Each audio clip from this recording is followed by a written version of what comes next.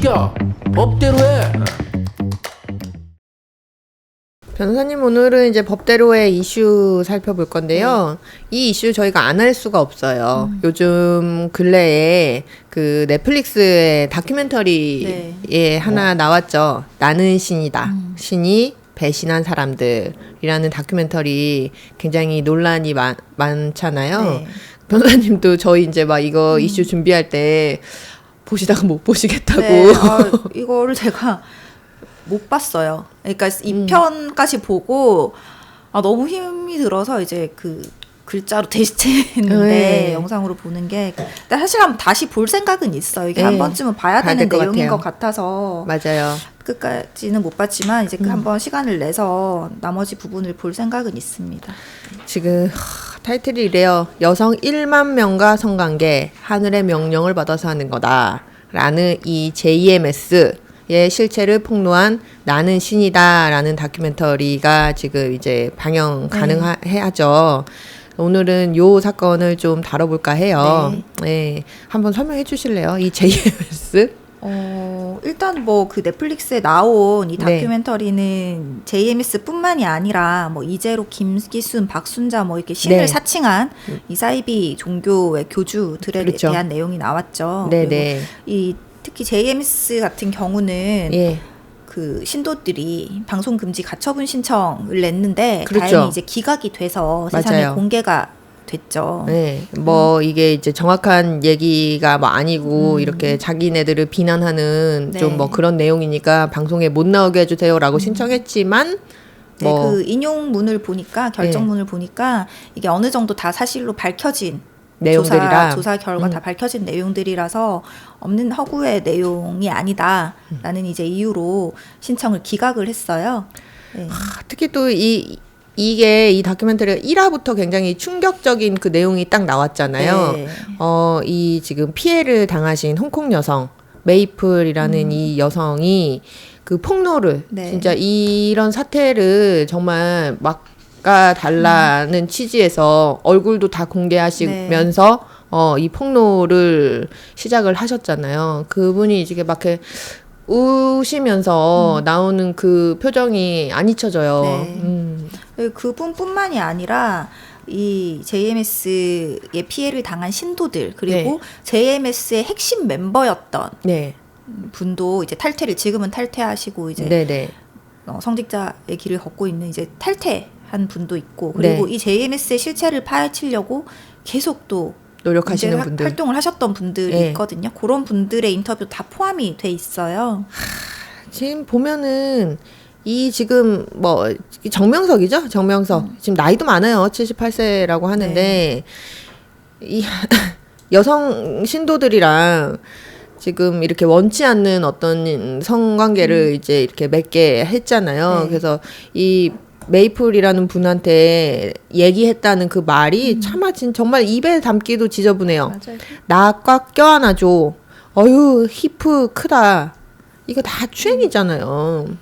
추행에서 뿐만이 아니고 뭐 강간 행위까지 다 이른 것들이었고 이분뿐만이 아니고 이 정명석이 1999년경에 맞아요. 처음에 이제 범행을 저질렀고 한 차례 도주했다가 2009년에 성폭행 혐의로 10년 선고를 받고 만기 복역을 하고 출소를 했어요. 그러니까요. 근데 그 직후부터 또 2022년 9월까지 총 17차례에 걸쳐서 홍콩 여자 신도들에 대한 강제추행 그리고 호주 여성 신도 5차례에 걸쳐서 또 성폭행하고 그런 혐의로 지금 또 재판을 받고 있는 거죠. 맞죠. 거기다가 추가로 한국의 이제 여신도 3명에 대한 성폭행 추가 고소까지 지금 진행이 된 상태죠.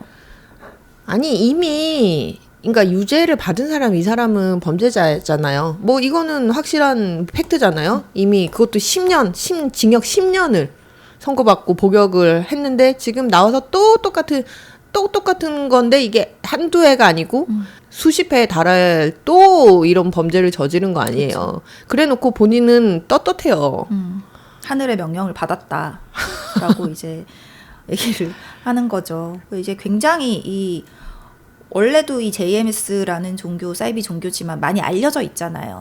많이 알려져 있는데 이게 넷플릭스에서 너무 큰 반향을 일으키니까 그렇죠. 이제 검찰총장까지도 최근에 엄정한 형벌이 선고될 수 있도록 최선을 다하라고 이제 당부를 했고, 검찰 측에서도 추가 기소가 가능한 방안들을 좀 검토 중이라고 해요. 지금 사실은 뭐 이런 증거들은 좀 어느 정도 나와 있잖아요. 자기네들이 무슨 뭐 영상이라고 찍거나 혹은 피해를 입으신 분들이 뭐 녹취를 하거나 증언을 하거나 그런 내용들 보면은 그 세뇌당에서 물론 이제 그러셨겠죠. 그 나체 여성들이 이 정명석한테 목욕을 권유하는 장면, 뭐 이런 장면이 공개되기도 했는데 여성분 5명이 이 정명석한테 주님 들어오세요. 주님 피곤하시죠. 저희와 함께 반신욕을 해요. 저희가 주님의 피로를 확 녹여드릴게요. 이러면서 양팔로 이렇게 막 하트 그리고 이런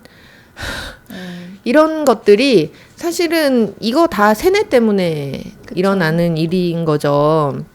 그리고 이제 뭐 이 정명석 같은 경우는 애초에 그 굉장히 장신의, 그 본인 스타일인가 봐요. 굉장히 장신의 뭐 서구적인 외모의 이런 신도들을 위주로 많이 데리고 다니고. 근데 뭐 참. 이런 것들은 사실 어떻게 보면 뭐 짜잘짜잘한 그냥 스토리들인 거고. 이런 JMS 같은 거대 사이비 종교예요. 이건 굉장히 크잖아요. 크죠. 이게 한국에만 있는 것도 아니고 호주, 홍콩 뭐 전 세계적으로 굉장히 많이 퍼져 있는 상태죠. 그리고 범죄 대상도 그런 전 세계적으로 퍼져 있는 상태인데 이게 비단 성범죄만 국한되는 게 아닌 거죠. 그러니까 이 뭐 영상을 보신 분들도 아실 것이고, 처음에 이제 이 시작이 소위 말하는 명문대생들을 이렇게 모으면서 시작이 된 거예요. 그리고 이 사회 각계각층의 엘리트, 소위 말하는 엘리트들이 이 신도들로 굉장히 많이 포진돼 있어요. 맞아요. 거기다가 뭐 최근에 나온 기사를 보니까 체육계 유명인사까지 이 JMS 핵심 인물이라고 해요. 그러니까 이게 이미 사회 문화 영역에 너무 깊숙이 이 사이비 종교가 침투가 돼 있고, 또 큰 문제는 요즘은 어떤지 모르겠지만 저희 처음에 대학 다닐 때만 해도 학교마다 그 사이비 종교 동아리들이 있었죠. 굉장히 열심히 포교하잖아요. 지금도 있대요. 멋 모르고 새내기 때 예쁜 선배인 줄 알고 이게 학교 뭐 생활 도와줄게요. 우리 같이 스터디해. 뭐 이렇게 번호 알려달라고 해서 잘못 한번 알려주면 진짜 집요하게 연락하고 막 이렇게 했잖아요. 그 정도로 이 대학 동아리 안에 침투를 해 있다는 거는 결국은 이 종교의 핵심 인물들을 양성을 해나가는 거잖아요. 그렇죠. 젊은 층들, 그리고 이렇게 어떤 활동력이 있는 친구들, 이런 사람들을 포섭을 해서 계속 확장. 그리고 그런 거죠. 이 아까도 말했듯이 이 JMS 같은 경우 또 다른 종교도 마찬가지일 거라고 보이는데 이 핵심 인물들이 굉장히 고학력자의 전문직의 엘리트들, 이게 또 다른 유입 경로, 큰 기재가 됐을 거란 말이죠. 맞아요. 여기 다 이렇게 다 괜찮은 사람들만 있고. 그러니까 저기 이상한 데 아닌가 봐. 그쵸. 저기에 보면은 와, 저기 다니시는 분들이 다 직장도 좋고 학력도 좋고 똑똑하시고 그런 분들이 다니는 데인 거 보니 이상한 데는 아닌가 봐. 라는 인식을 갖게 만들죠. 그쵸. 그러니까 이게 물론 성범죄도 진짜 큰 문제예요. 이거 같은 경우는 뭐 피해자가 10,000명에 이른다는데 그 영상을 보면 뭐 무슨 날을 정해서 뭐 한 번에 30명, 40명의 여성들을 상대로 막 그런 행위들이 벌어지고는 했대요. 물론 이것도 당연히 큰 문제지만 어떻게 본다면은 이 우리 사회에 너무 알지도 못하는 사이에 사회 문화 모든 영역에서 너무 깊숙이 들어와 있다는 게 진짜 큰 문제의 지점일 수 있다. 이게 그러니까 우리 뭐 사회심리학에 뭐 동조라는 개념이 있어요. 이게 처음에는 그러니까 이런 사이비 종교 이렇게 얘기를 하면은 왜 저걸 믿어? 저 말도 안 되는 소리를 왜 그래? 라고 이렇게 생각하시는 분들도 아마 많으실 거예요. 처음에는 그 지금 사이비 종교에 빠지신 이 분들도 처음에 그렇게 생각을 했을 거예요. 뭐야, 무슨 소리 하는 거야? 좀 이상해. 혹은, 나는 싫은데? 이렇게 이제 그런 마음이 있더라도 나를 제외한 그 많은 수많은 사람들, 그리고 변호사님 말씀하신 것처럼 거기에 포함된 사람들이 똑똑하고 막 그 사회적으로 괜찮고 그리고 예쁘고 젊고 막 이런 여성들이 당연하다는 듯이 이제 그 행동을 하게 되면 아, 이게 이상한 게 아닌가 봐. 아, 이거 해도 되는 건가 봐. 라고 생각을 점차 바뀌게 될 수밖에 없어요. 그렇죠. 그런데다가 이것만 있느냐? 아니죠. 이 사이비 종교는 끊임없이 세뇌를 해요.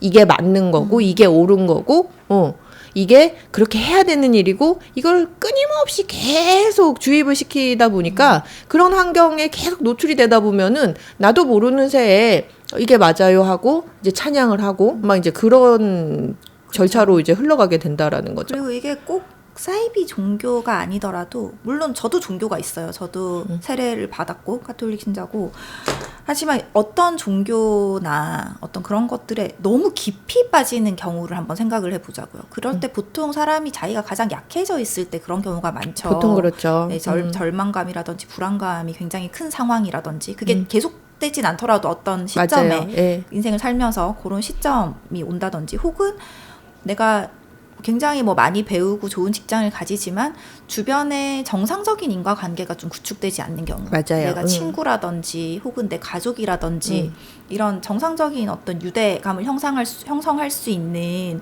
인간관계가 없는 경우라든지 혹은 모든 걸 다 가졌지만 공허함을 너무 강하게 느끼는 경우라든지 이런 경우에 이 종교라든지 이런 거에 더 쉽게 빠질 수 있는 거죠. 이런 경우라면 심리적으로 굉장히 약해져 있는 상태잖아요. 이럴 때 박사님이 얘기한 것처럼 끊임없이 세뇌를 시키고 심지어 이 구조가 굉장히 탄탄해요. 맞아요. 제일 밑에 평신도, 무슨 총무, 무슨 목사, 전도사 뭐, 그리고 제일 위에 뭐 메시아 혹은 교주 뭐 이런 사람들이 있는 거죠.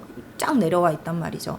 이런 구조 안에 발을 한번 들이게 되면 끊임없이 세뇌를 일단 먼저 당하겠죠. 너 지금 불행하지? 근데 네가 믿지 않으면 너한테 더 큰 불행이 올 거야. 믿으면 구원받을 수 있어. 행복해질 수 있어. 거기다가 이 탄탄한 구조 때문에 내 생각이나 의견을 말하는 게 힘들게 되고 맞아요. 말하기가 힘들다 보면 말하는 걸 까먹게 되겠죠. 네, 그러니까 결국은 그 늪으로 빠져버릴 수밖에 없는 거죠. 그리고 또 초반에는 이들이 잘해줘요. 내가 좀 고립돼 있고 아니면 현재 상황이 힘들고 이렇게 하는데 옆에서 굉장히 선의처럼 다가와가지고 내 힘든 부분이 있으면 굉장히 자기 일처럼 막 도와준다든지 아니면 외로운 나한테 어떤 그 의지가 되는 존재처럼 계속 있어준다든지 이다 보니까 초반에 그러다 이렇게 점점 빠지게 되는 맞아요. 가능성이 더 높아지는 거고. 그래서 뭐 맞아요. 이 JMS뿐만이 아니고 뭐 여러 이 이제 정상적이지 않은 사이비 종교 단체들의 다 동일한 문제인 거죠.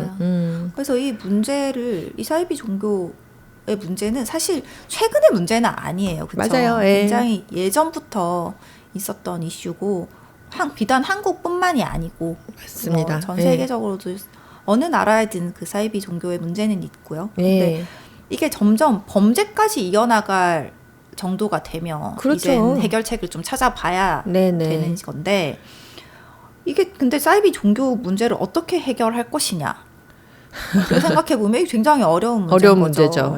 일단 제일 1차원적으로 생각해볼 수 있는 게 직접적인 범죄를 행한 맞아요. 범죄자 예를 들어서 교주 어떤 종교의 어떤 사이비 종교의 교주 혹은 그 안에서 특정 신도들에 대한 뭐 강력한 형사처벌을 생각을 해볼 수 있겠죠. 근데 이 사이비 종교 아까도 말씀드렸다시피 굉장히 권위적이고 체계 시스템이 확고해요. 피라미드 형식으로 확고한 시스템이기 때문에 그 교주 하나 뭐 잠시 구속되어 있는다고 해서 어지간해서는 이 정도로 거대한 조직은 쉽게 와야 되지 않는 거죠. 맞아요. 그 많은 사이비 교주들이 지금 수감 중이에요, 실제로도. 맞아요. 근데 이미 너무 체계적으로 구축된 조직이 있기 때문에 이 교주들의 수감, 뭐 구속이 바로 사이비 종교의 와해로 이어지지 않는다는 거예요. 네, 맞아요. 그러니까 이제 그런 점에서 본다면 이거는 근본적인 해결책이라고는 할 수 없죠. 그렇다 보니까 이제 일각에서는 이 사이비 종교 자체를 어떤 범죄 단체로 규정을 하자. 범단으로. 왜냐하면 이 사이비 종교가 만약에 어떤 법적인 문제를 일으켰을 때 어떤 범죄를 일으킬 수 있는지를 생각을 해보면 물론 뭐 거짓된 어떤 뭐 해석 이런 것들은 본인의 종교의 자유에 해당되는 부분이고 믿던 안 믿던 그거는 본인의 개인의 자유지만 이 사이비 종교로 인해서 일어나는 진짜 범죄들 예를 들어서 뭐 사기, 노동 착취, 그리고 뭐 성적인 성착취, 그리고 혹은 뭐 간혹 안수기도를 빌미로 폭행이나 상해가 일어나고 심지어 그게 사망에 이르기까지 하는 경우도 있잖아요.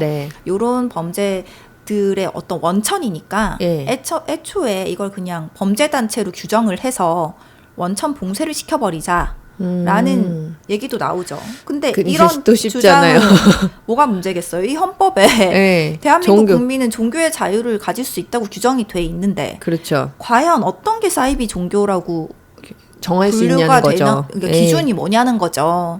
네, 그런 부분에서 또 문제가 좀 있죠. 그래서 항상 종교 문제는 항상 어려운 문제인 것 같아요. 그런데 어찌됐든 간에 명백한 점은 이런 사이비 종교들이 존재하고 이런 사이비 종교들 때문에 고통받는 사람들이 생겨난다는 게 지금 문제인 거잖아요. 그래서 어떤 방식으로 어려운 거 맞아요. 어렵지만 어떤 방식으로든 이런 것들을 좀 근절할 수 있고 줄여나갈 수 있는 방편이 뭔지를 좀 실효성 있게 고민을 하는 게 필요할 것 같고 일단은 피해자들의 제보가 사실 제일 결정적이겠죠. 그렇죠. 근데 왜 이렇게 이 사이비 종교들이 여전히 판을 치고 피해자들이 어떤 구제를 받지 못하겠어요. 이게 보복이 무서웠기 때문이거든요. 그러니까 이제 적극적으로 제보할 수 있는 환경을 만들어주는 게 중요하겠죠. 피해자를 보호해주고. 맞아요. 이게 단체라는 거 특히 이제 이런 사이비 종교 같은 경우에는 굉장히 폐쇄적이잖아요. 외부의 어떤 그런 것들에 굉장히 예민하고 배척적이고 자기네들만의 어떤 그 안에서 행해지는 게 올바르지 못하다 보니 굉장히 이제 폐쇄적이라서 결국은 이게 이제 외부로 드러날 수 있는 건 말씀하신 것처럼 제보가 일단은 첫 단계로는 근본적인 어떤 그 접근 방식이 될 텐데 맞아요. 내 삶을 그들이 모두가 내 삶을 둘러싸고 있잖아요. 그런 상태에서 내가 이렇게 피해를 당했어요 라고 이야기하기가 쉽지 않단 말이에요. 정말 이제 자기 생명의 위협을 느끼는 경우도 탈퇴하고 나서 그런 경우도 굉장히 많다고 하니까 제보만 해주세요 라고 하는 거 너무 무책임하죠. 너무 무책임하고 제보를 한 피해자들에 대해서 진짜 적극적인 신변 보호 방안을 좀 마련을 해야 맞습니다. 조금씩이라도 이게 근절이 되지 않나. 맞습니다. 그래서 지금 이렇게 이슈가 된 이 정명석 JMS 같은 경우에는 특히나 지금 이 다큐멘터리로 이제 밝혀진 여러 가지 이슈들이 있지만 어떤 그 성적인 부분에서 굉장히 이렇게까지 한다고? 이런 말도 안 되는 일이 지금 저 안에서 벌어졌다고? 이렇게 하면서 우리한테 이제 충격을 준 거잖아요. 그래서 이제 지금 조사가 되고 있다고 하니까 그에 합당한 면밀한 조사 필요하고 그에 합당한 처벌 그리고 아마 피해자는 끝도 없이 더 있을 거예요. 그래서 그런 피해를 끼친 행위에 대해서 정당한 처벌을 좀 받을 수 있게 우리 지금 국민들이 다 관심을 많이 기울이고 있는 사안이니까요. 그렇게 한번 좀 처리가 되고 나아가서는 이 JMS뿐만이 아니고 여러 그런 사이비 단체 들이 행하고 있는 어떤 불법적인 부분, 그로 인해 발생하는 이제 피해에 대한 합당한 조치가 좀 내려지기를 한번 기대를 해보겠습니다. 네, 수고하셨습니다. 감사합니다.